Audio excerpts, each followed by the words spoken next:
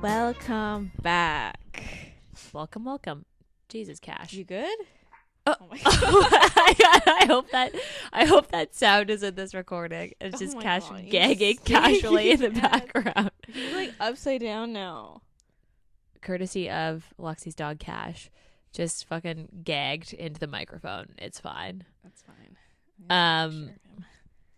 Welcome back. This is week 3 of the Fairytale Feb. And this week we are doing a Cinderella retelling. We did a Bridgerton novel, actually, which is like, I don't know, we don't do a lot of historicals on this pod. That's because you don't like historicals. Because I don't like historicals. So we actually don't do that many. But this week we did An Offer from a Gentleman. So Benedict's story by Julia Quinn, obviously. Which is, Cinderella retelling. This was Lexi's choice. Because I have read... To be fair, all of them except Hook was your choice. Yes. Hook I picked. I have far superior taste in books. It's been established. But I have read all the... You read all of the Bridgertons? Except for On the Way to the Wedding, which is the last one. What year is this? I think it's 2001. That's when because I have an original print of this book with the step back. Yeah, you do. And I think it was 2001. First, because I don't think Julia Quinn's that old. 2001. I got spray from that sneeze. It's a large sneeze. I hope you guys heard that. That 2001. Yeah, you're right. This is 2001. And then the epilogues are also in this one because the copy that I read is the copies that were released when the Bridgerton Netflix series was started. And now that I've read this book too, I'm kind of disappointed that they're skipping Benedict's season, this coming one. I think it's and just going right to Penelope and Colin. So the thing, if they followed all the books, they would. Because this happens right after Anthony's book. Yeah, like almost immediately after. After. Like he has it's like a 2 year, kids. It's like a year or so after, because at this point, Lady Bridgerton has moved out of the Bridgerton mansion and Anthony has moved in. And then she now lives. They have like a new home and townhouse that's like a couple blocks away, basically. Yeah, I forgot what they call it, but it like later in the books they refer to her house as something else other than the Bridgerton. Yeah, it's not the Bridgerton house. But Benedict's book, not Benedict, Colin's book, which is the next one with in Penelope. The series. It jumps ahead like 8 years. So that's why I'm kind of confused because how they're going to make this because the work. problem is if they did it the way the books are doing it, they would have 3 stories going at once. Because after this, it jumps ahead 3 years. You have Colin, Eloise, and Francesca's book all happening at the same time. Concurrently. So then it's interesting that they chose to do Colin's story next. I think it's just because Netflix. they're kind of like a fan favorite because of Penelope being also, and also at the end of season 2, they kind of like revealed to Eloise at least who she is, and I don't think they could have kept that a secret for more than another season in order to withhold it so they could do season 4 as book 4. The thing is that doesn't Penelope stop doing Whistledown at the end of her book? No, I think I think she stops at the end of when her and Colin get married. Yeah, she does. And but also they announced that she's Whistledown. Yeah, at the end of her book. But then actually, Colin announces it. Yeah, it's a little fucking shit. I'm not a huge fan of Colin. I'm not a huge fan of Colin in his book. I'm a huge fan of Colin in the other books. Yeah. But in his book, he's just a little fucking shit, and I don't like him. Because in this book, Whistledown plays a pretty decent, like, she's mentioned, she's like, there's still the letters. You start every chapter with Whistledown. With a Whistledown. And which is like what it is in all the books besides After Penelope is after Penelope's after reveals book it. 4. But the thing is that Sophie in this book talks about the Whistledown column and how she wants to be in it.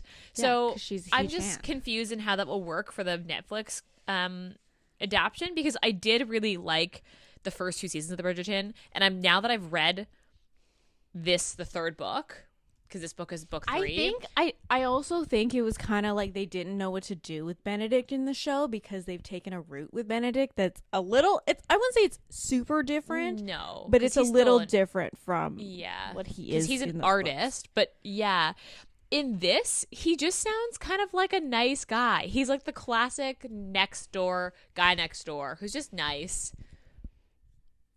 I guess. I mean, like, I think Anthony obviously was the hot commodity one because He's the Viscount. he's the Viscount, and then Colin is the one who just fucks off and That's what he travels. wants. But then again, like, but then to be fair too, like, Benedict is the spare. I mean, they're all spares. When you start having like 8 kids, Yeah, but in this case, like, Benedict would be number 2. So like, yeah, I mean, okay. you know what's funny is this is totally off track. So when you start, the Bridgerton series, Lady Bridgerton is, I would say, early 40s. Like right now, she would be mid 40s because that makes sense. The dad got married at 18. Well, when she was 18, and he was like 20 something. Yeah. And then she started popping kids out, and it was like they're really close together. Besides Hyacinth and Gregory. Yeah. Because they had Delphine or Daphne. Daphne. And then it's like a couple years after. Then there's Eloise, who is like 2-3 years younger. And then Francesca's like a year after Eloise, and then Gregory is 4 years after Francesca, and then Hyacinth is like 3 or 4 years after Gregory, because he dies before Hyacinth is born. Yeah, and in this book, the dad has been gone 8 years. No. How more than that? More than that? Like, because Anthony would have been no, because Hyacinth is like 14. Oh, in this book, okay, because so it would have been longer than 14. That. Yeah, interesting. I mean, obviously, this is historical, and this is a fairy tale retelling. Like, this is a Cinderella retelling. Yes, but after. Basically, once they re-meet at I'm trying to think of who's the house they meet at when she's the maid and she tries to leave. Yeah, I don't remember the basically, when they meet again, it deviates from the Cinderella story. And, like, it's not really. It's just, like, the first part is the Cinderella. Yeah, well, I mean, like, the part of, I think the who is she most and retelling is, like, they meet at a masquerade ball. Yeah. And then she leaves, like, a piece of clothing, and then he's trying to find her. I think that is the main story of what any Cinderella. Yeah. Okay. Let's circle back to that because I want to talk about like this as a retelling after. But what other tropes is there besides that? It's just those are the two. Like obviously historical. Age gap. Yeah. The only thing with age gap is I feel like you almost can't mention those in historicals because it's like this given. Is a normal because she's by the time they get together. She's 22 or 23, and he's 30. And that's, like, really normal. If anything, that's old for her. Yeah. I mean, like, once you get into the next couple books, it's old. Like, they're considered old. Yeah. But, yeah. Technically, yes. Because if she, like, was born in a proper family, she'd be she would have been coming out like the when they originally met. She was 20. That would have been normal for her to get married to Benedict. He would have been like 20. But she probably would have like 7? Had her first season in like 17. 18. Yeah, 17, 18. Okay, age gap. Is that the only other thing you can think of? Rich boy. What's the case? I was thinking about this. It's not. I wanted to say Princess and the Pauper, but like it's not like like royalty almost, where he's like there's a class difference. Like what is the trope called? You know what I'm talking about, right? I know what you're talking about, but I don't think there's a specific trope. I think you would just call it like Class difference? No, like a billionaire. Kind of, but like it almost kind of feels like that because he's like significantly different class than she is. Because like at the end of the book, they have to like they can't be in London because it's such a scandal that he married such a lower class that they're like, yeah, we're like not really in society, like we have to leave. He didn't want to be in London anyway. I think they so obviously could have made it work if they wanted to stay in London, but I don't think he wanted to stay in London. Yeah, but the main Hell, he doesn't reason live in London for most of the year anyway. Does he live at that house, that cottage? He lives in the cottage, and that's where they moved to at the end. Yeah. Okay, that was what I got out of it too. Let's see. Yeah, Regency. Yeah, Regency, historical. That's really all of the tropes. And then retelling is the only other one. That's like, yeah, this isn't a really tropey book. Okay. Definitely no trigger warnings in this. Actually, that's a lie. She's almost raped. Oh. Although, yeah. It isn't like it's yes, almost raped, but like it's not like it goes very far. Like he saves her before anything really happens. You know? Mm-hmm. So like I would say that is a little trigger warning, but they're very nonchalant about it, to be honest. Yeah, she wasn't. They never really. I mean, they bring it up obviously when. Like anytime he's trying to ask her to be his mistress. And anytime it's like, how'd you guys meet? And it's like, oh, he saved me. And like, that's brought up. Yeah. But they are very like, yeah, just very like, yeah, he saved me from being raped. Like, it's so casual. Super cash. The way that they talk about it. Yeah, and she's not, I wouldn't say she's like not traumatized by it, but like also not. She kind of gets over it really quick. It also could be the fact that because it's a Regency, like this is a historical romance, and as women in that time, yeah, probably she probably had encountered, obviously not as like in a dire kind of situation that he had to save her in, but she probably encountered like rich like dudes and men that she's been serving in their house for, like trying to take advantage of her. Because like, yeah, it was very nonchalant, but I can't tell if that's just like because of the time and the time being very like, that's just a thing. Like the threat of rape to women is just like a normal thing. So it becomes less of a like big deal because it's like a normal worry that women just like have, basically. Yeah, they were very nonchalant about that. Virgin heroine. Oh, yeah, virgin heroine. That's true. But then again, most Regencies are virgin. This is a 3.95 on Goodreads. And would you say that's accurate?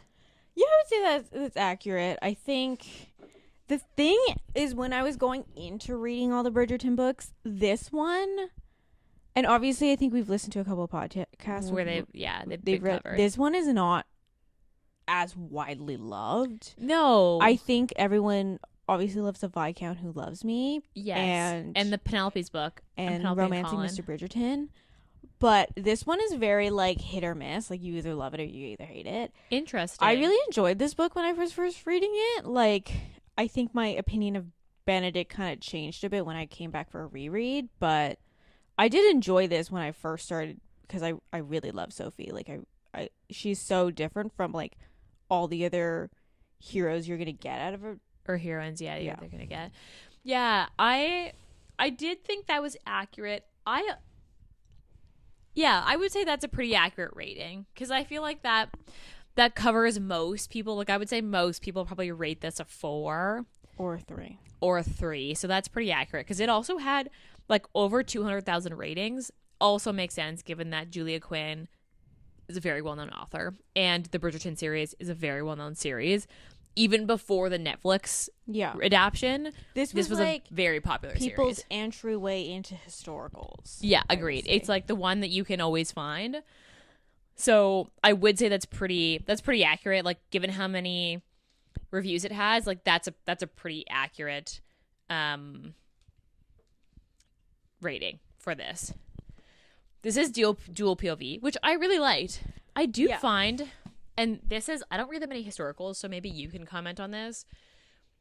Do you find that historicals, the switching between POVs, I find is always smoother in a historical romance than I find in contemporaries? Because I think contemporaries, they want to, I think the structure of a contemporary is they try to do it like every chapter is a different, and most of them are done in first person. Yeah, correct. Where these are all done in third, and they just kind of like break in the paragraph, and then you start into a different POV. Because sometimes I find it kind of jarring.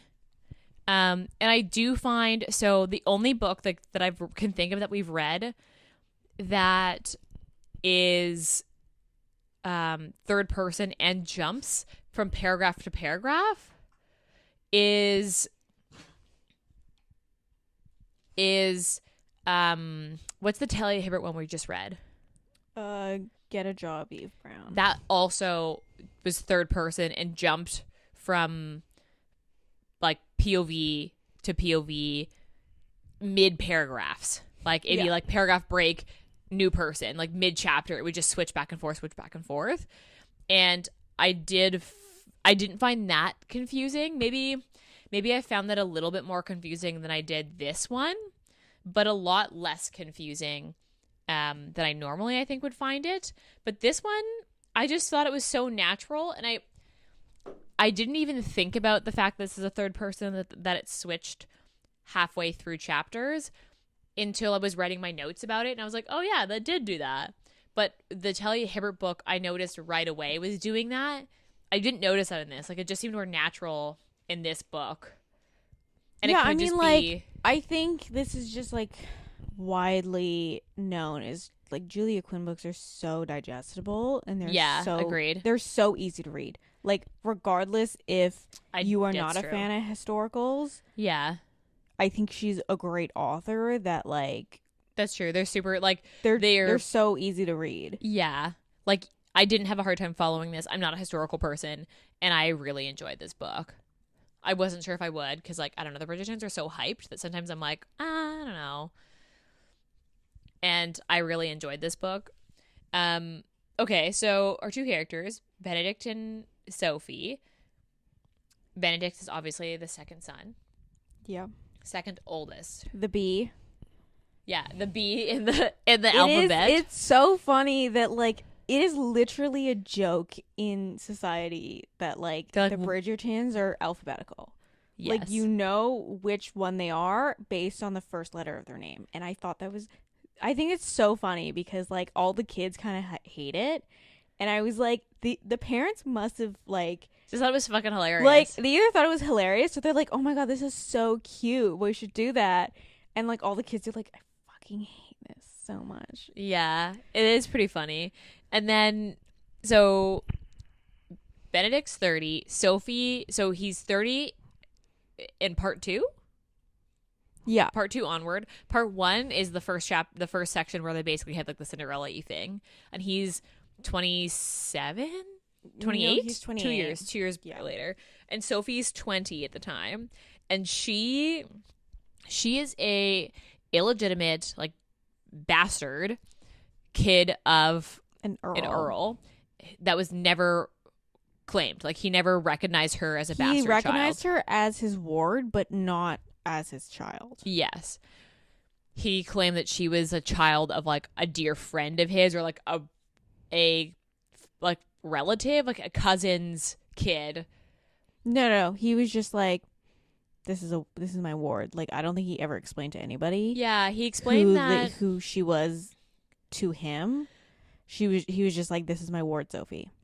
She lives here. He did explain, because that was a story that they sold at the end that he used to tell people, is that he he said that she was like a distant cousin's daughter, and the cousin had like they had died, and then he took care of her. Like that was just how it was explained.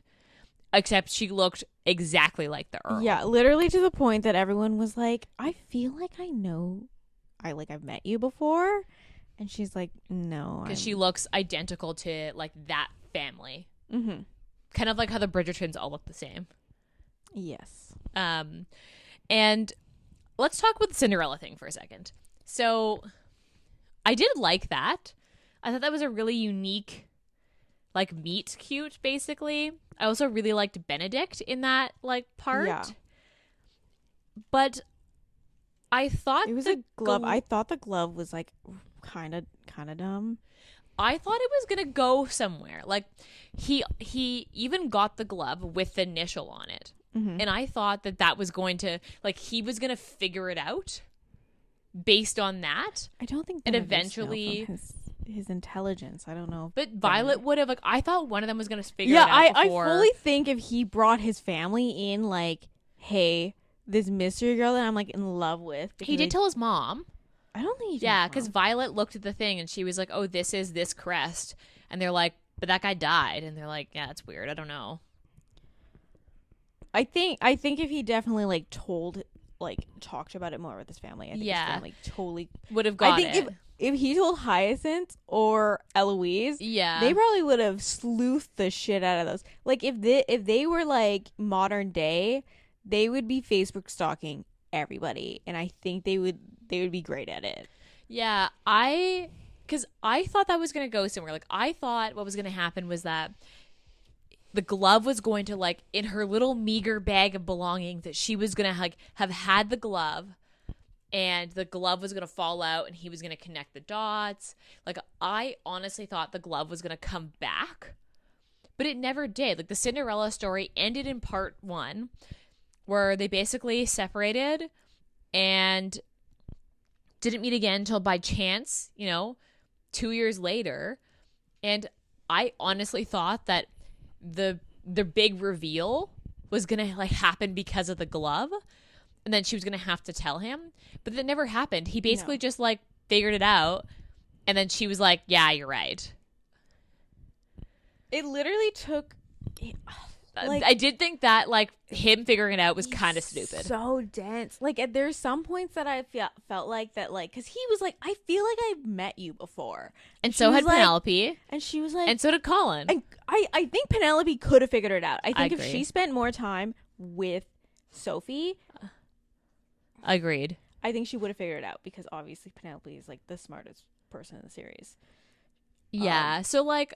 But yeah, he was so dense. Like, he literally only figured it out because she was wearing a blindfold, and it, like, mimicked the mask. Yeah, when she was playing like Marco Polo with some kids. Yeah, and she was wearing a blindfold, and it mimicked, like, a dummy mask. And he was like, "Wait a minute, this is why you've been so familiar." And it's just like, how dense can you be, Benedict? I did wish that the glove came back more. Like, I did wish that the Cinderella thing continued, because it, as much as this is a retelling, like, it doesn't go anywhere. Like, it just ends as, like, oh, she left a glove. Oh, he's heartbroken. Oh, he looked for her. Okay, the end. Like, that was kind of it. And yeah, but I think it's also the, like, in my opinion, in the Cinderella telling, the, like, idea that you could put the shoe on someone and, put, like, the shoe on it, and she has such a unique shoe size that it doesn't fit anybody. Like, obviously the glove is, like, and, like, obviously it comes in pairs, so, like, obviously that, I think if that played more of a thing in, because but, like, she had the other slipper in Cinderella, she put it on, and she also could produce the other slipper. Yeah, but, like, I do think that idea of Cinderella is so fucking stupid, and I'm glad that they didn't do the, like, really, oh, this glove fits you perfectly. No, I don't like that. I didn't like that portion of Cinderella anyway. I thought it was going to be that he was going to find the other glove in her stuff, or, like, she was going to drop it or something, and he was going to be like, wait a second, I have this other glove, but and then it was going to come out. It? Like, she had, like, multiple times, she had every single belonging she ever owned with her on her person for, like, multiple scenes. I thought it was going to, at any point, the glove was gonna like come out of the bag or something. Yeah. Like I just felt like that was an unused plot that could have like manifested into something, but then the glove just like that was just it. Like it just never came back. But I think I don't know. I feel like if they pulled that out too soon, because if they pulled it out when she decided to leave and she was like, yeah, and she got like the jail arrested, thing. I thought that was what was going to happen. If she had like because she obviously didn't have her stuff with her, she literally like dropped it on the doorstep and she like booked it. Yeah, and I thought if like they found the stuff, like I thought it was going to be that Francesca or like Hyacinth found her bag and was like, look, there's a glove in here. Like obviously that's like, how I thought it was going to happen. I think if she decided to bring that in and they did it sooner, I think it would like ruin the like will she, won't she? No, it would ruin I think Benedict's arc of like being upset. Not being upset, but like his falling in love with Sophie as Sophie and not mystery girl, the woman in silver. Because when she dropped her bag and ran and they caught her, I was like, he's gonna find the glove. Like I honestly thought that what was gonna happen is they were gonna pick up her stuff and be like, what happened? Like her stuff was still here. And they were going to go through the bag. And then he was going to be like frantic because he would then find out, oh my God, you're the mystery woman and you're missing. And that's how I thought it was going to like happen. But it never did. Like the glove just kind of, and I feel like that was never disappointing came back. to me. But I don't think she had the glove. I don't know. I think she put it back up in the attic. It was never mentioned, but I thought that she was going to have taken that as the one like memento, but that was my only disappointment with the whole Cinderella retelling is that it never kind of came back. It just kind of like was a thing at the beginning for like the meet cute, and then that's it.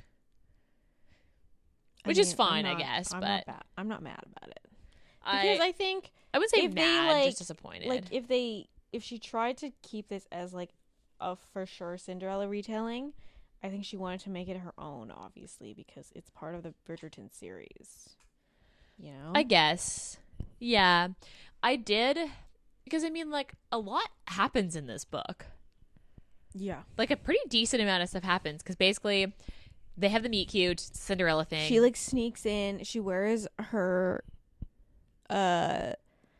father's... So it would be her grandmother's stuff, yeah, it would basically be her, like, grandmother's, like, old dress. Sneaks into this masquerade, because Lady Bridgerton is, like, known for throwing parties. She meets Colin and Benedict, but she obviously is like, oh my God, Benedict's so dreamy. And then she runs away because she has to be home before her stepmother and stepsisters get home for the ball. And then she like leaves her glove because they're dancing or something. And she took it off, and he has it. So he was like looking around. And the reason she was kicked out of her house is because she wore the shoes. No, he came with the glove, and then her stepmother was like, only one person could have done it, and it's fucking Sophie, so we gotta get rid of her.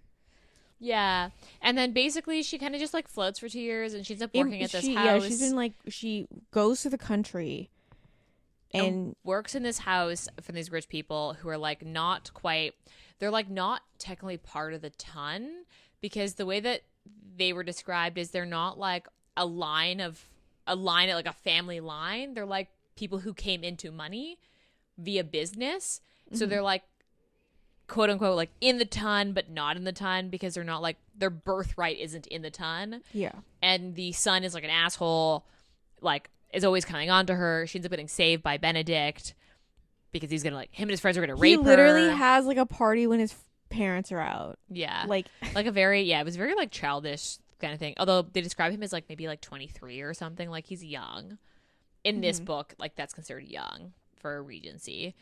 And then he basically was like, hey, let's just go to my house. She's like, it was like raining, and she's like, I'm gonna go now, because she basically, after the guy tries to rape her, Benedict has to save her. Yeah. He's like, well, you're fired. And then she's like, fine, I'm leaving then. And she grabs her shit, and she like, Benedict's like, well, it's dark, I'm not gonna let you just like wander. And he was like, oh, I'll just get you a place in my mom's house. And she was like, this is a bad idea, but I don't have any other options, so let's just go with it and I'll figure it Yeah, out. and then she was like, after, because Benedict gets sick, Yeah. and they have to stay at the cottage, which is literally called the cottage, Yeah, so that was for funny, a couple actually. days, and before he goes home, because he was going to go home for like a specific thing, because I think the season was starting. I think he like just that. had told his parents he was coming. His mom. But 'Cause it was- she was yeah. like, she basically was like, we're just gonna part ways after he goes to London, and I'm gonna stay in the country, and he wants to keep her around, so he blackmails her Into coming. He literally is like, I'll accuse you of stealing if you don't come with me. I'm like, Benedict, you little fucking shit. I don't know. Okay, so let's talk about that. I don't think because- he would have done it, but I No. think that was a low blow, a low move of him. But let's talk about Benedict then as a character, because I thought his cheekiness was fucking endearing. I liked it. I liked when he was cheeky. What I didn't like was him acting like a spoiled brat. There are some sections where, in Yeah. particular, when he was asking The her to mistress be his thing. mistress, and he was like, I don't understand why you don't want to be my mistress. And she's like, I said no. Just fucking accept it. And he was like, I could give you anything. And he would like throw a tantrum. And he did it like 3 times. And I don't know. I was like, Benedict. Did it like, bother you the first time you read the book? Not the first time, because I was like, it didn't bother me the first time, but when I reread it, I was like, this, like, if I was like Sophie's friend, I would have been like, you gotta fucking run. Like, red flag right there. I liked it. I liked that he continued to like ruthlessly pursue her. But he didn't because- pursue her in the right manner. Like, he didn't, But like, I think obviously that's the the class point. system, like, I understand, but he, like, I found that he just, like, wasn't respecting what she was saying. And Sophie is really intelligent. She's educated. Whether it is, like, I don't acknowledged by society or not, she's really educated. And she knows her own mind. And when Benedict was like, I don't understand why you won't want to be my mistress, and be, like, locked away in a house, have no legitimate children with me, Yeah. but I will love you. And she's like, no, I don't want that. He would like stomp his feet like a little fucking tantrum. I didn't find it that like I didn't think that ruined Benedict for me. Like, I liked that he ruthlessly pursued her, and I like that she held her ground, because I think if she had given in, I think I would have disliked her a little bit more. But I get, like, I didn't feel like he was like, I didn't feel like it lessened who he was. Like, I didn't think it like I it, think didn't, it it did. wasn't a mark against him, in my opinion, because part of it's the time, and that men thought they had a right to do whatever they wanted. And he does understand why she says no. But he doesn't but he- understand. Because he doesn't understand literally until she like they after they sleep together, and she's like, I'm a bastard and I'm never gonna have a bastard child. Like, I'm never gonna put my kid through that. Yeah. And he doesn't realize until she like storms out when he's talking to Colin. He doesn't realize until then that, like, oh, you know what? I haven't been looking at it in her shoes. He's been looking at it as like, I don't see how this is an issue. You could have a life of luxury, but instead you decided you want to be a fucking servant. Like, and this is like, he does this like 3 times. And he doesn't like in particular when he has that blow up after they sleep together, and she's like, no, I'm not going to be your mistress. Like, And he was like, I thought just you sleeping with me was like, yeah, the he's like, agreement. oh, I'll get someone to grab your stuff. And she's like, no, leave it there. I think the thing is, the reason I think it didn't bother me is because Sophie held her ground. I think that if Julia Quinn had written this differently, and she had wrote into the book that Sophie eventually gives in and they kind of like end up together that way. I mean, I wouldn't want to be a mistress. I think that if Can you guys hear that? Is that I'm is that cutting in it out. feedback? I think that if Sophie had given in and done, like, if she had changed who she was fundamentally and done it anyway, I think that would have bothered me. That would have bothered me on both parts, on him for keeping like kept I asking, didn't and her like for that. saying yes. But because she continues to say no, it doesn't bother me. Like, that didn't really bother me that much, because I liked that he I think he should ruthlessly have pursued her. I also think he should have groveled a bit more. Like, obviously, he saved her from fucking jail, he saved man. her from getting shipped off to Australia. Yeah. But I still think he should have groveled. Because she kind of just, like, forgave him. And I understand that and also, the line that really bugged me was, like, after he finished talking to Colin, and Colin was like, I don't understand what the problem is. You fucking hate everybody. So, like, you don't even want to be part of society. So why does it bother you in any way, shape, or form? And he was like, Colin was like, yeah, and go apologize to her. And he's like, oh, I'm going to apologize, but she's going to apologize for a lot. And I'm like, Benedict, you just threw a tantrum and you think she's going to apologize to you? But to be fair, he felt like he'd been tricked. And, like, I do get that. I understand why she didn't tell him. Yes, I understand too, because she felt like it wasn't going to make a difference. And he didn't recognize her, and she was like a little bit butthurt about it, which is fair. I would also be butthurt about it. I'd be like a little disappointed because then he kept talking about like how he was like in love with this woman in silver, and he couldn't recognize her without without the fucking mask on. He couldn't recognize her. Yeah, I mean, I don't know. I think that was a good little reveal, though. If they weren't going to bring back the glove, he throws another tantrum. I get that yeah, I wasn't bothered by that part at all, to be honest. Like, I wasn't bothered that's probably like my least favorite part is like Benedict's little tantrums where because she won't be a mistress. Yeah, with him kept asking her to be a mistress, and she's like, no, I do not want to be. He literally was like, I don't understand. You need to get like she needs to give like a PowerPoint presentation on why she didn't want to be a mistress. Mistress. My least favorite part. My least favorite part was probably, I don't know. I feel like I had like a couple ones in mind, but like, yeah, I guess I get yours, because my least favorite part comes back to like the stepsisters and the mom. The stepsister, like the actual evil stepsister, Rosamund? Yeah. Rosamund? Didn't she end up marrying the dude that tried to rape Sophie? I think she almost did. But she never comes back in the book. Like, she basically just fucking disappears. I mean, they only have how long is this book? 300 something pages? No, this is a pretty I can look right now on the actual book. Don't include the extra epilogues though. The extra epilogues are actually pretty long.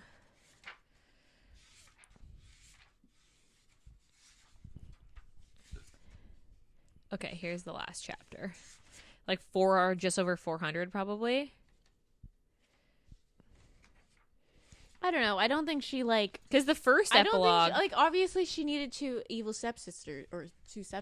Yeah, okay. To be Cinderella retelling 422. But I also don't think the other sister, like, really, like, adding her more in would have added anything to the story. Because I honestly, like, the thing I do like about the Julia Quinn books is they never really, like, obviously you get the Bridgertons all interacting and stuff, and I love it when all the kids are interacting, but they don't really ponder on, like, other side plots. It's like, this is the story, which is the romance. I do like that. And I felt like that would have been pondering on like a different side plot that like okay, actually I know what my least favorite part is. My least favorite part is the weird I saved you from being raped, and then no one fucking really, like, the seriousness of that just being so like nonchalant. Yeah, like, I think maybe if that had been a different scene where like maybe, but this was the early 2000s. Trauma wasn't a thing. Come on, I guys. guess so, because I was like, maybe if that had been like, oh, like it was a more public setting where he talked about like, oh, I'm like hinted that he was gonna come find her and rape her later, and then Benedict being like, ooh, we should go. But the fact that it was like legitimately like she was about to be raped outside by him and like two of his friends, and it was just so nonchalant. I just thought that was such a weird. Like, it should have weighed more in her eyes, and it was very, like... It was just mainly used as a plot device to bring them back together. Yeah, and I didn't like how... I feel like it should have been less serious of a thing if it wasn't going to be, like, a thing that like actually was traumatic, because that was, in my opinion, pretty traumatic. It could have just been like the guy, like, not attempted to rape her, but like tried to come on her, and she was like, no, and he's like, oh, then get the fuck out. Yeah, like I just think that like the crime, like, you can also be my mistress. Yeah, it was a weird. That was weird for me.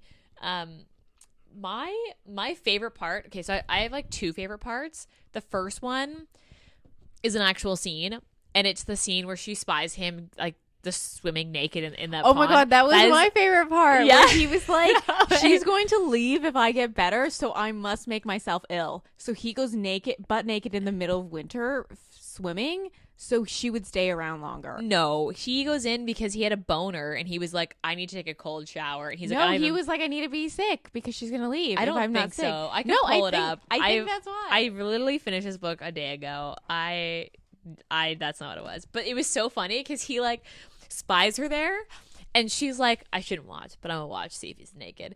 And then she like pretends to be like so proper, but she's also like, I kind of want to look. And he's very like, I know she wants to look, but I know she doesn't want to admit she doesn't want to, like, she wants to look. I just thought that was like, it was such a fun scene. And I just loved that scene was really good. I know that you already said you didn't like this, but my other favorite part is I loved the like cheekiness. Like I loved his like need to constantly be around and like probe at her to be like, oh, you can't be in a room with me. And like just how cheeky. I loved how cheeky he was. My problem wasn't him being like, I want to be around, I want to ask her questions, I want to like. My problem was he continued to like. She said no. She set her boundary, and he was like, "Well, I don't understand why you don't want to be my mistress." I don't know. I just loved how cheeky he was. Like Benedict is probably, of the heroes that I've recently read, he's probably up there, to be honest, because he was really freaking cute. I thought he was super cute in this. Like, yeah, I just thought he was so cute. And it makes me wish that because this book isn't talked about very often, I feel like I should read Anthony's book because I feel like I would like it. Didn't you've read the first one, right? Didn't you? I haven't read the first one. Oh, I thought you read Everyone it. talks about how they skip it because it's now like a non. It's an elephant in the room that nobody wants to bring up. Which is interesting. I will admit, it's, even if you ignore the rape, the non-consent rape scene, yeah, it's not one of my favorites, because basically I would say the Viscount in Who Loved Me and what's the first one called? The Duke and I. They kind of like, Simon and Anthony kind of have the same mentality of like getting married, and so they're kind of like, right, like they're very similar, I would say. Right. So, but I did enjoy Anthony's book better. The one thing that I didn't realize, because I've watched the show and not read the books, is that Simon's supposed to be a cinnamon roll, and in the show he's not a fucking cinnamon roll. He's supposed to be like the first like beta, like true beta man. hero, Yeah. And because he's apparently like a true cinnamon roll, like, and I haven't read it, so I wouldn't be able to confirm, but everyone I've talked to has said that. And in the show, I would not have said that, but like have watched the show and not read the book, I would not have said that based on what I watched in the show. But I guess like you have to have some, sex appeal for the opening of a show. So like I get why they did it, but I did wish, I don't know, I wish that they had just kept him a cinnamon roll then, because he's not a cinnamon roll in that series. What's the actor's name? Reggae Jean Paul or something. Something. I don't think he in his very being, I don't think he could play a cinnamon roll. I think it's just the way it would be fucking good if he did, though. I don't know. Anthony's also not a cinnamon roll. Even from his book, I was like, Anthony's not a cinnamon roll though. Because they like, I think like people talk about how the Bridgerton books are like all like the beta cinnamon roll heroes, and I'm like, has anyone read Anthony's book? Because Benedict, I would say, is a beta. Or Yeah, I wouldn't say Anthony is. I also wouldn't say, oh, maybe I wouldn't say Colin is. Just like on like once you got his perspective, like obviously if you're like looking into Colin from like all the other books, yeah. you're like, oh yeah, he's totally beta. But from his book, I wouldn't necessarily say he comes across as that. Eloise's book, definitely beta hero. So is Hyacinth's book, because Hyacinth is like Hyacinth is a personality, and I've heard that like that very a lot of people don't hesitant. like her. She's kind of annoying. But I mean, It's like, because like even her scenes, like she's good in little bursts. So like you get little scenes of her in all the other books, and you're like, okay, she's fine because she's like quirky and she's like a kind of a know-it-all. But then when you get her book, it's like nonstop that, and you're just like, okay, this is a little too much for me. But I do think that if Julia Quinn didn't write the Bridgertons as different, it'd be the same book over and over again. So yeah, like, all like, the siblings are very all different. The siblings have to be very different. So like I do think that is still, I think that's still a plus, even if it's not for everybody. I think like overall, would I reread this? Yes, probably. It's cute. I own it. I've been trying to get my favorite Bridgerton books as the original prince. Would you? So you'd reread this then, obviously. Yeah, and I would recommend it because I fucking recommended it to you. Yeah, I would recommend this for sure for I think anybody. I would really recommend Julia Quinn in general as like to anybody. It's all her books are so digestible.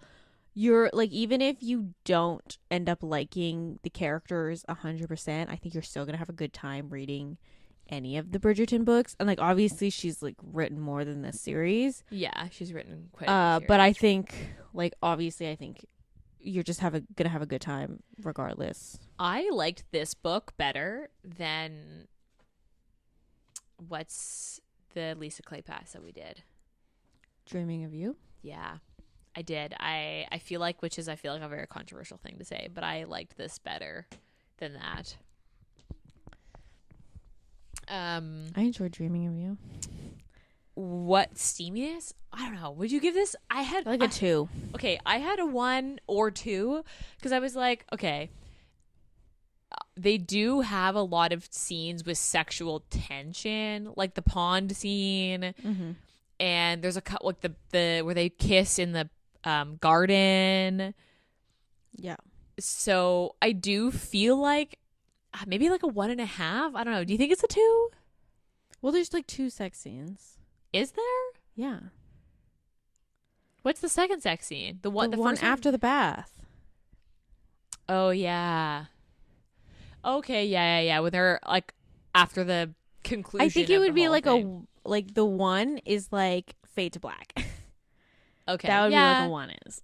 Okay, yeah. I would say this is a 2. This is the 2. You're right. This is a 2. My rating is surprisingly higher than yours. I gave this a 5 on Goodreads, but I would give it a 4.5. Like if I could give a 0.5, you give this a 4. I give this a 4 after rereading it. Did you change your? So what was your rating originally? The first reading, I would say this is like a 4.5, but now rereading. Now that Benedict's annoying, you're interesting. Yeah, I would give this a 4.5. I don't know. Should I round up on Goodreads? I feel like it depends on the book because sometimes I round up and sometimes I don't. I think I don't remember what my Goodreads rating of The Viscount Who Loved Me, but I'm comparing it to The Viscount Who Loved Me, and I enjoy The Viscount Who Loved Me much more than this. Maybe one. I should read that one. I liked Anthony's season in the TV show. Although, what's her fucking name? To be fair, a TV show is like not. But they do. I will say, Anthony's season is not like his book at all. Oh, really? Like they start off with the same premise of him like pursuing her sister because she's the one that's having the season. Yeah. But her being like him actually like proposing to her and them going to like have a wedding. He like literally tries to pursue her. And then after he realizes he liked Kate better, he stopped pursuing her. And then don't they get caught and she's compromised and they have to get married? married? Because the bee sting is like a thing. Is like a thing. Okay, Yeah. maybe I'll read it. I do like a good like, you know, arranged marriage of convenience / like also compromise. They have to get married. Anthony's like logic on things. Sometimes you're just like this. He's like, I would say, the smartest Bridgerton son, but like his logic on like why he can't get married, I'm like, he's a fucking idiot. I mean, I feel like there has I think to be if he something, said this though. logic out loud to anybody, but he kept it in his head, he would be, everyone would be like, you're fucking dumb. Because him and Daphne are close. Yeah. Okay. Well, also Simon is one of his best friends. Yeah. Okay. So, I mean, any last words for this book? I think you should read the Bridgerton books. There you go. I don't know if I'll read the first one. I still haven't read The Way to the Wedding, which is Gregory's book, because honestly, you don't get much Gregory in any of the books. Yeah, because he is too young to be He's too young, and then also he's like no distinct personality.